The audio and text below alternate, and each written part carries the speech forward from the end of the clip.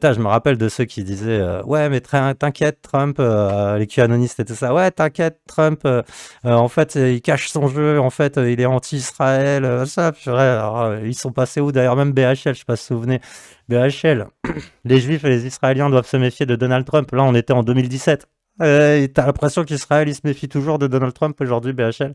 Ah, je ne suis pas sûr que Donald Trump soit animé par l'amour d'Israël. Ça a nourri les QAnonistes à un moment. Parce qu'ils étaient persuadés, ouais, Trump, l'ennemi d'Israël, Trump qui combat le nouvel ordre mondial. Non, ils sont en train, là, sous nos yeux, de mettre en place le nouvel ordre mondial. C'est en train de se jouer tout ça. C'est en train de se jouer maintenant. C'est pour ça que je vous dis, ceux qui sont encore dans le truc je repensais à ça justement. Qu'est-ce qui fait que psychologiquement les gens sont tout le temps en train d'attendre un arbitre, un sauveur? Quelque part, un sauveur, c'est un arbitre, tu vois, c'est celui qui va dire stop. Quand t'es gamin, c'est les adultes, les arbitres. Mais puis après, quand tu passes à l'âge adulte, bah, c'est d'autres adultes, les arbitres, mais c'est incarné par la justice, c'est incarné par les États. Puis après, quand tu regardes à un niveau international, tu te dis, mais il y a de l'arbitrage aussi là-dedans. Un pays ne fait pas ce qu'il veut, les pays ne font pas n'importe quoi. Ben non, non, non, là, tout ça s'est effondré.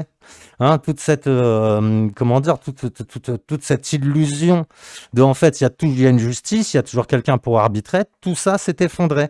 Ça n'existe plus. Regardez les Américains, regardez ce qui s'est passé, Israël, ils ont dégommé la bande de Gaza. Mais vraiment, les mecs, ils les ont massacrés, ils les ont affamés, ils ont fait exactement ce qu'ils voulaient.